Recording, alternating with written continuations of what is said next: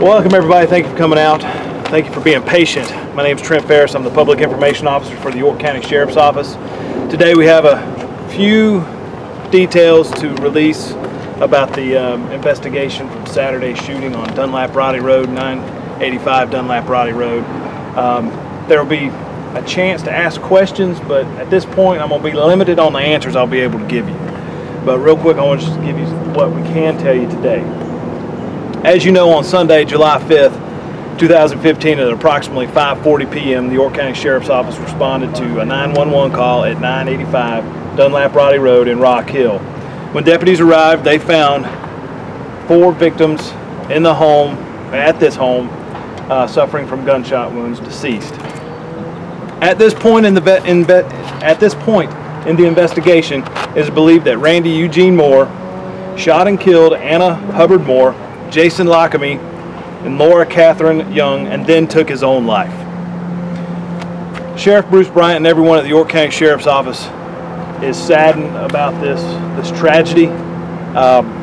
We share the grief with county employees who knew Anna Moore, and we are doing everything we can at this point in the investigation to find out exactly why this occurred, and the hope is to find out how and why it occurred. The investigation will be ongoing in these deaths until all forensic tests are returned. They're being performed at this moment, and it'll take several weeks for those to come back. But after those come back, we'll have a full report that we'll be able to give you. But right now, that's all we can release to you today. But I can be limited on answering a few questions if it doesn't involve part of the investigation.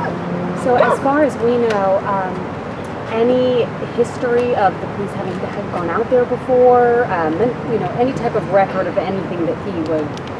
I'm not sure about the time frame, but a couple of weeks prior to this shooting, we did respond to a possible break-in at this home. But at this point, that has nothing to do with the shooting that occurred. The time frame of this weekend, how long, can the coroner tell you when the actual shooting occurred until when you're actually notified Sunday afternoon? How long did that occur? What was the time frame? We got the call from 911 at 5:38 to be exact. Our first deputies arrived on scene at 5:44. Is that what you're trying to get? How long had they been deceased by then? That's unclear at this moment as part of the investigation, and we're trying to figure out why. That 911 call, can you give us a general idea of what that call was and who called it? We got several calls from 911, and one was a person who discovered the bodies when he came to the house. Was it a family member? I believe he was a friend. Are you able to say at this time what type of weapon was used? I can't give you the caliber or type of gun it was, but there was a gun involved. Were they all, except for maybe the boyfriend, were they all living in that house at the time? Like the daughter, or do you think they were visiting, or? Jason, I believe his name, he's the son of Anna Moore. So he was there at the house, and the girl was his girlfriend, Jason. Son and girlfriend. Yeah, son and girlfriend. And I think, do we know where they both lived in North Carolina? They lived in North Carolina, but I'm not 100% sure on the town, so I'm not exactly sure.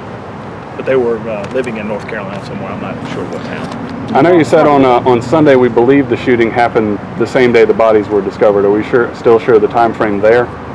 Yeah, yes. I mean, it happened the same day. Okay. Are you guys able to release a motive yet? No, not at this point. That's why we're waiting for tests to come back and find out exactly why. And that's one thing Sheriff Bryant wants to make sure. He wants to make sure that every T is crossed, every I is dotted, to make sure why this happened and how it happened. Were there any domestic reports filed at all with this family? Nothing like that. Are we waiting on toxicology reports, or what is it that's still outstanding? I think y'all have the autopsy results by now, don't we? Autopsy results have to come from the county coroner, Sabrina Gass. She'll have all that information once it's available. But have y'all received that? I'm sure the investigators got it because those we were present at the autopsies yesterday. Okay. And like I said, what other test results are we still waiting on? We're working on some forensic biology tests and ballistic tests. Okay. Can you talk about how detailed this is? Normally when you guys deal with one murder, there's one body. This is 4 people you all are dealing with. How involved it is? Well, it's very intense, especially in this case because, as you know, Ms. Moore was the assistant county manager here in York. So we're making, like I said before, we're trying to make sure that everything is clear. We want to be 100% before we release anything else as to why this happened. Now, I know one of Ms. Moore's responsibilities with the county was she was kind of over a lot of the public safety operations. I mean, does that play into the investigation at all? No, I mean, we would treat all this. y'all folks kind of knew her. Yeah, I mean, of course, we would treat this case just like any other case if it was 4 people that didn't work for the county, or 1 person, or if it was somebody driving a garbage truck that worked for the county. We would treat this case just like that case. But yes, we are trying to do a little bit, make this case go a little bit quicker, hopefully, to get some answers for not only the public and the media. We want the family to have some answers. Can you kind of comment on what? Suggesting any possible mental state?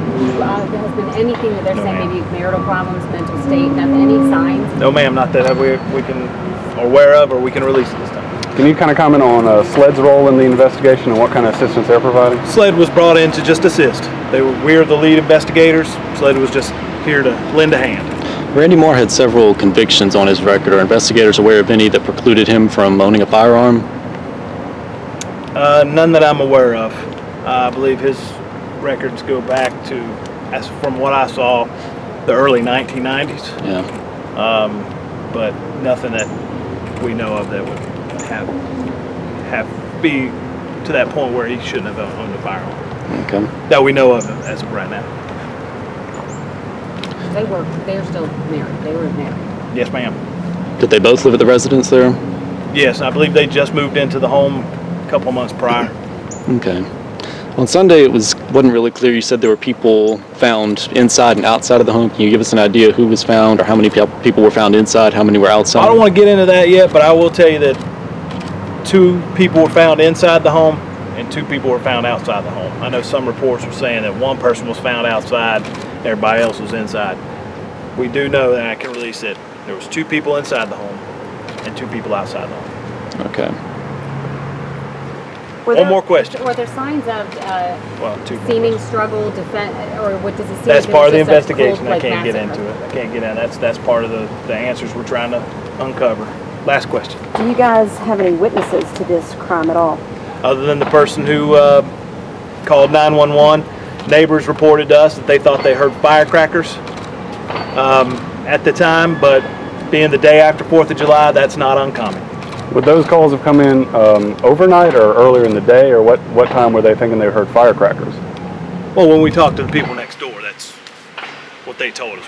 They thought they heard firecrackers, but the day after the 4th of July, I'm sure everyone here heard firecrackers on the 5th of July. So, I'm going to have to leave it there because y'all are digging into some stuff I can't talk about, so I appreciate you being here. If you have any other questions, I'll be limited on those answers, and I'll be sending out exactly what I just told you here in a few minutes. All right. Okay? Thank you, guys. Thank you.